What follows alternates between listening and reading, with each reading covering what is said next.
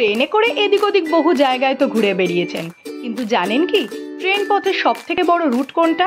মানে আরো সহজ করে বলতে গেলে কোন ট্রেন সব থেকে বেশি রাস্তা অতিক্রম করে? কি মাথা চুলকাতে হচ্ছে তাই তো? দাঁড়ান দাঁড়ান, গরমের মধ্যে নিজের শরীরকে আর বেশি কষ্ট দিতে হবে না। এই ভিডিওটা শেষ অবধি দেখে নিন, তাহলেই সবটা জেনে নিতে পারবেন। চলার পথে পার করে মোট 13টি নদী ও 86টি শহর। আর এই যাত্রাপথে ট্রেনটির মোট সময় লাগে প্রায় 7 দিন 20 ঘন্টা 25 মিনিট।